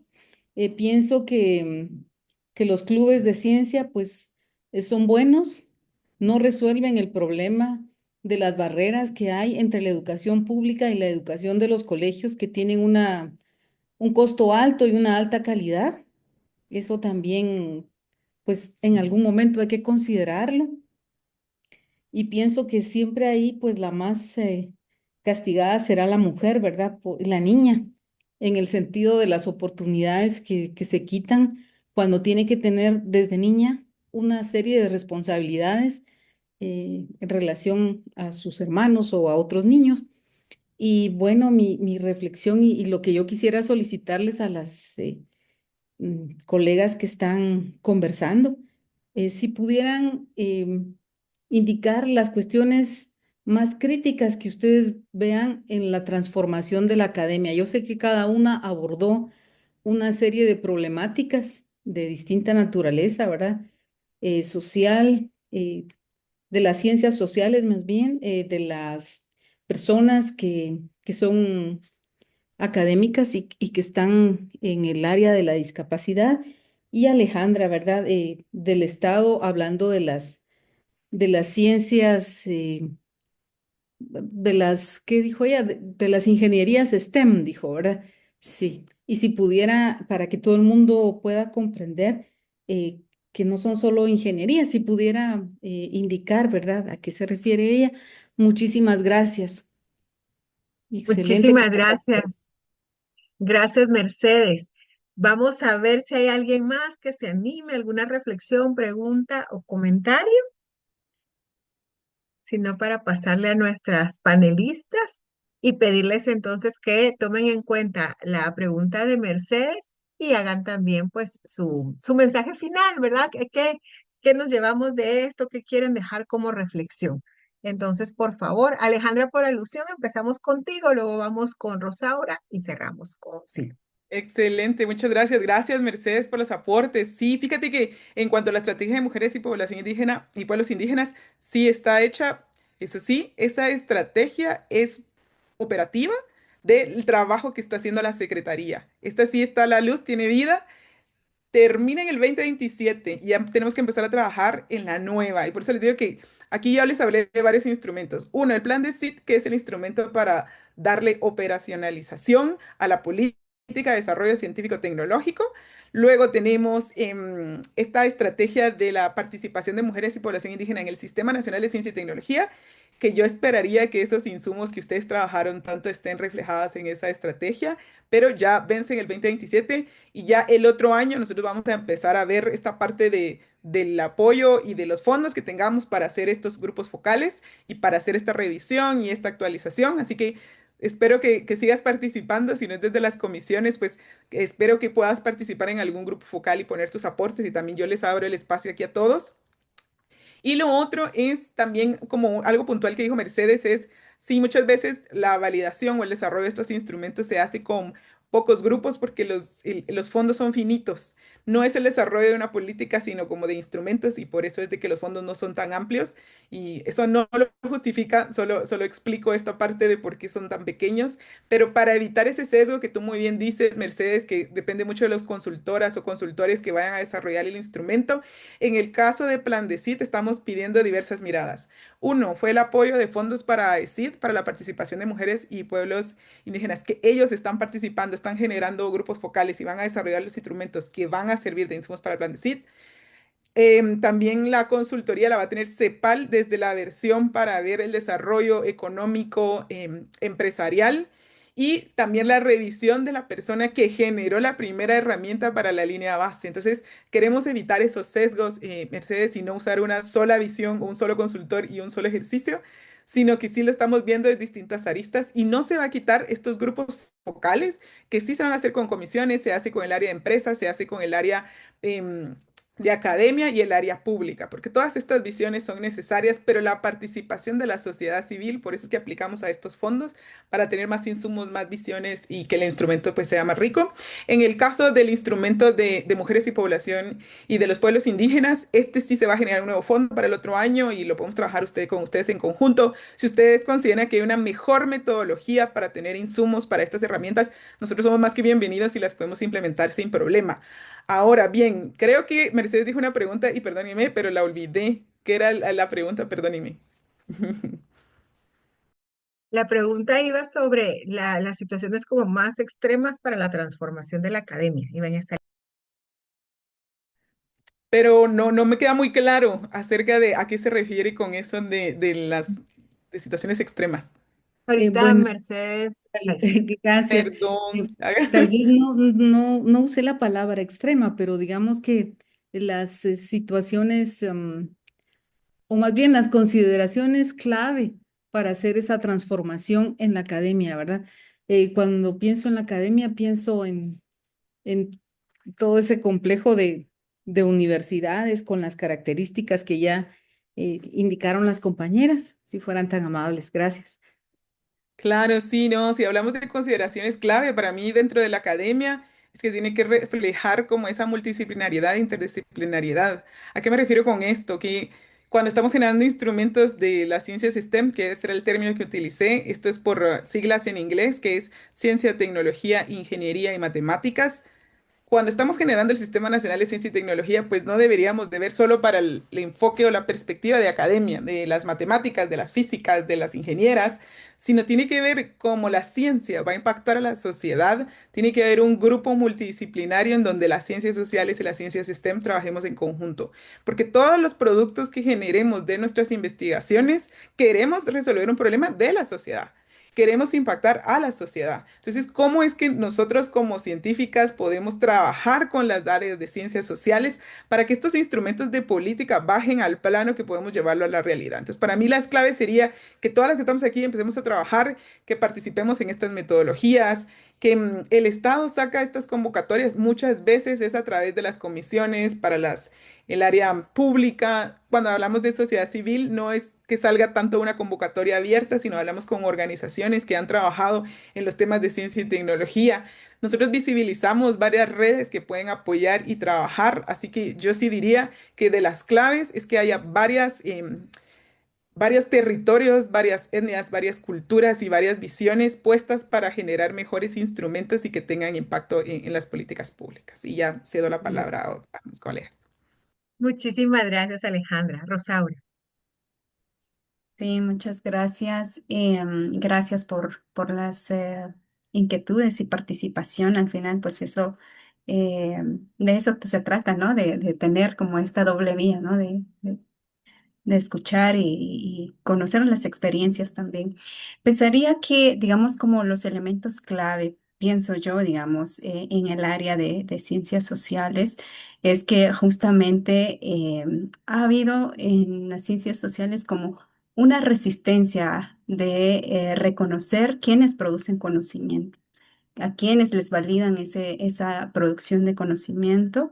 Y bueno, pensando, ¿no? Desde las ciencias sociales, por ejemplo,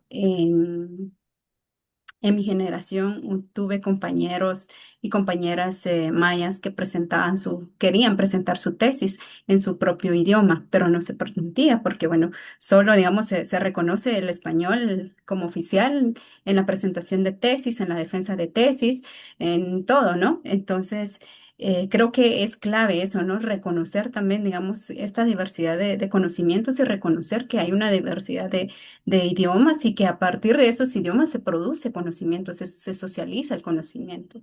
Entonces ya lo decía Alejandra, ¿no?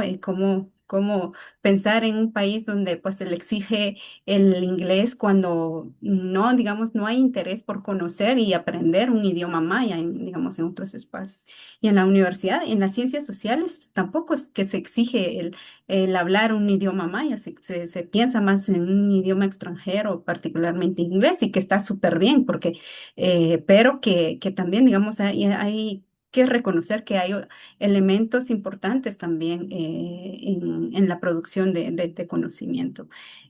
Pensaría eso, ¿no? ¿Qué cosas, ¿no? se han logrado o pensando, digamos, en la pregunta o comentario de la compañera Mercedes, creo que nuestra presencia, nuestra producción ha sido, digamos, clave en todo esto. O sea, sin la producción, sin la socialización, sin esto que hacemos las mujeres en diferentes espacios, ha sido, digamos, es un aporte importante para decir, no, estamos nosotras, lo estamos haciendo, pero bueno, no más, digamos, marginación o invisibilización de estas producciones y de estos aportes de las mujeres, de las diversas mujeres que existimos, ¿no? Yo igual lo dejaría ahí, agradezco mucho también, ojalá pues hayan más espacios para también conocer otras experiencias. Me encantó, digamos, esta forma de incluir distintas miradas desde lo que hacemos, porque casi siempre o se hacen discusiones solo en ciencias sociales y pues se deja de lado, pero es súper interesante cómo ustedes lo plantearon y la verdad las felicito por generar justamente esa mirada transdisciplinaria, interdisciplinaria también con las trayectorias de las compañeras que también yo aprendí mucho y las valoro mucho y las felicito también por lo que han hecho en sus espacios. Gracias. Muchísimas gracias, Rosaura. Cerramos contigo, Silpa. Sí, yo creo que en relación a la discapacidad de las mujeres con discapacidad, creo que es importante dejar de simbolizar el conocimiento, pasar a legitimar el conocimiento y sobre todo legitimar a las mujeres con discapacidad que producen ese conocimiento. Creo que esa es una clave importante. Creo que también es importante reflexionar sobre el momento que estamos en Guatemala en relación a la discapacidad. O sea, justo lo que decías anteriormente, ¿verdad? Guatemala para las personas con discapacidad sigue siendo todavía ese espacio de los primeros en llegar a la universidad. Y a Rosaura decía, yo soy la primera de mi familia. Em, digamos, muchas pasaremos por eso, pero otras pasamos porque soy la única en la universidad. Por ejemplo, cuando yo estudiaba, era la única en la universidad que tenía discapacidad, la única mujer en la escuela de políticas. Soy la única mujer politóloga que tiene discapacidad y así hay muchas más de mis compañeras siendo las únicas en sus campos, ¿verdad? Y creo que también tratando de llegar a lo que Alejandra posicionó acá es también ver que hay una diversidad de personas produciendo diversidad de conocimiento. Creo eso también es importante y voy a poner, por ejemplo, un ejemplo. Una de las redes sociales más usadas en algún momento llegó a ser Facebook y Facebook fue una de las redes sociales mucho más accesibles y quienes producieron toda la accesibilidad para Facebook, porque haya reconocimiento facial, para que las personas que usamos lectores de pantallas reconozcamos, bueno, tenemos a Ana Silvia en esta foto y que Facebook nos lo pueda decir. Eso lo produjeron personas con discapacidades, ¿verdad? Entonces, hemos estado ahí. Lo importante es entender que estamos nosotros en un proceso de constante evolución, pero necesitamos permanecer, necesitamos sostenernos y no solo tener un tránsito condicionado, necesitamos que exista esa sostenibilidad. También eso es un tema muy clave.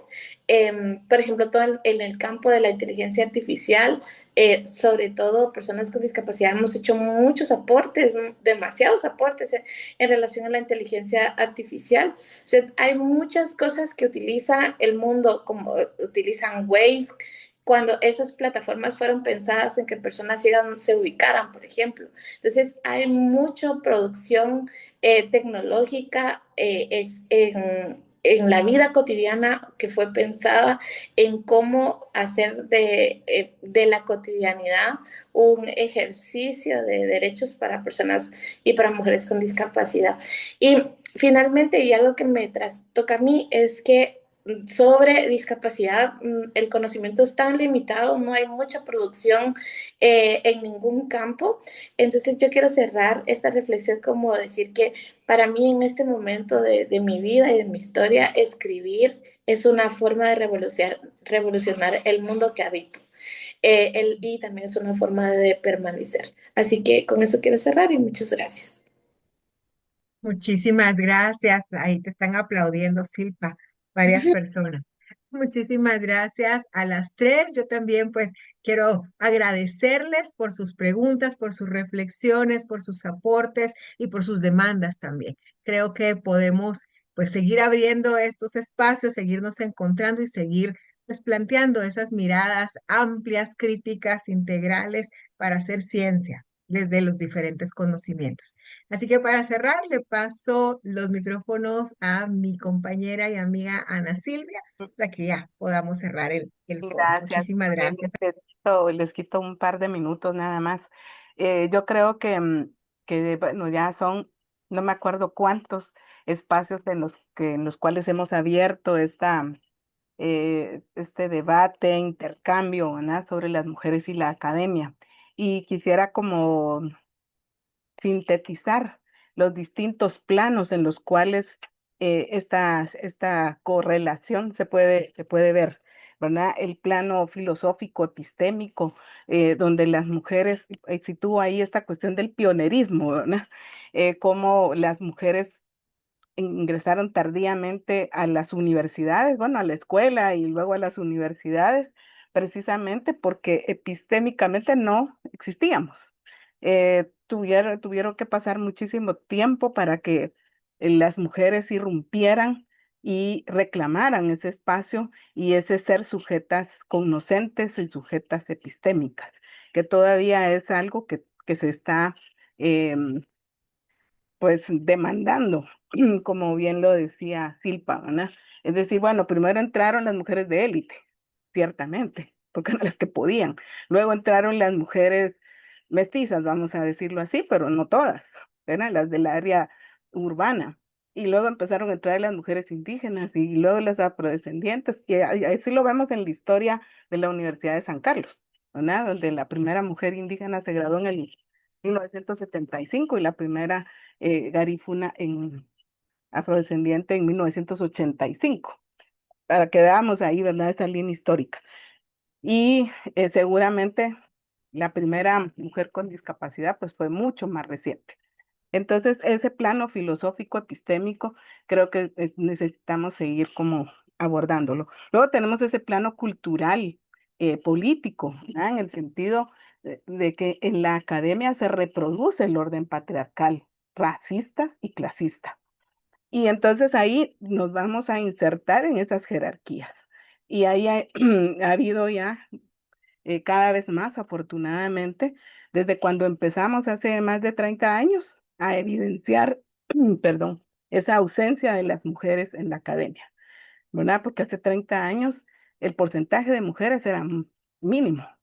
Ahora ya es el 54% y también hay que preguntarnos por qué. Ahora somos mayoría en la matrícula universitaria, pero no lo somos en los espacios de toma de decisión y de creación, digamos, del espacio académico.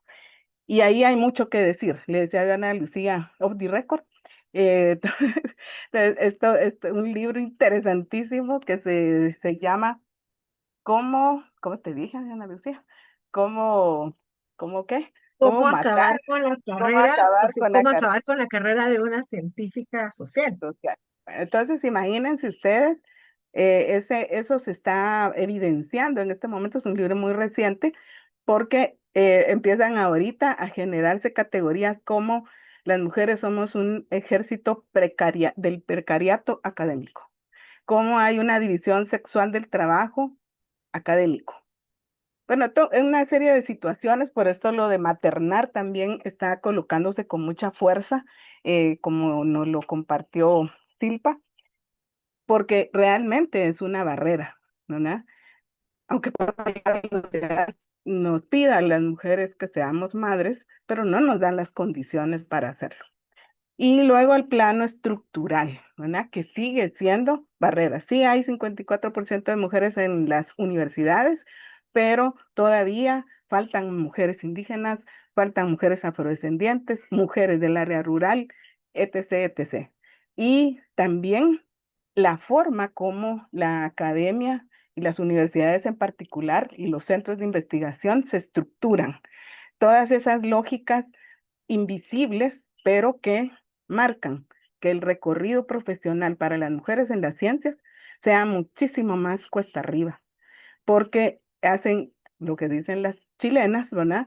Un enorme, dedican muchísimo tiempo a hacer ese trabajo doméstico académico, que nos deja menos tiempo para escribir, para investigar, y entonces eso, claro, eh, tiene un impacto en nuestros currículums, tiene un impacto en el avance que podamos tener. Entonces, nos dejan abiertas muchísimas posibilidades.